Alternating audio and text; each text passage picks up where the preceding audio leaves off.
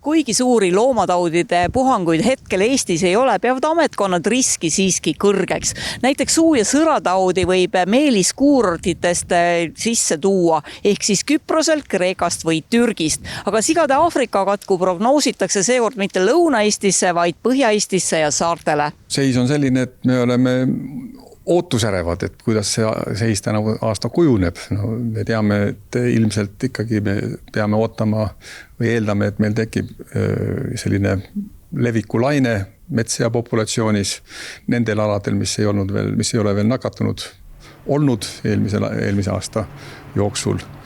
Ja seal ka siis nendes piirkondades on suurem risk ka seafarmidel nakatuda muidugi. Kas me saame neid piirkondi täpsustada ka, et kus võiks see levik siis või see puhang tekkida? Jah, need on meile teada, need on Põhja-Läänemaa, Harjumaa, Lääne-Virumaa, ka Ida-Virumaa ja siis ka osa Jõgevamaast, idapoolne osa Jõgevamaast ja Põhja-Tartumaa. Ekspertide sõnul sõltub palju bioohutusest, sellest, kui hästi suudetakse vältida haiguste jõudmist farmidesse. Kuid oluline on jälgida ka metsloomade populatsioone ja haiguste võimalikku levikut looduses. Suu- ja sõrataudi puhul aga loeb otseselt inimese enda käitumine.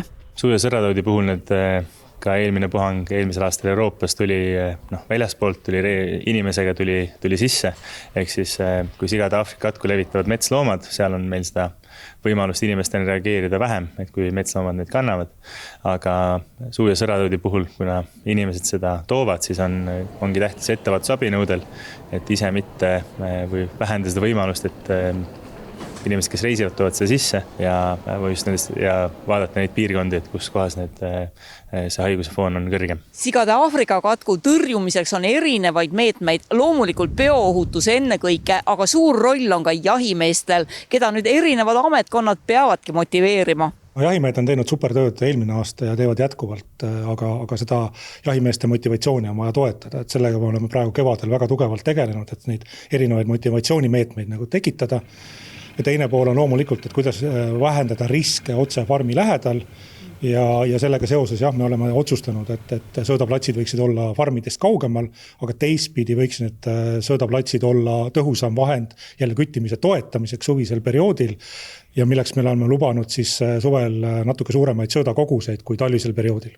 Põllumajandus- ja Toiduameti sõnul tuleb kahtlastest haigusjuhtudest kiiresti teada anda, sest varajane avastamine võib takistada ulatuslikku puhangut. Must stsenaarium on see, et ikkagi meil mõned puhangud koduseafarmides tekivad.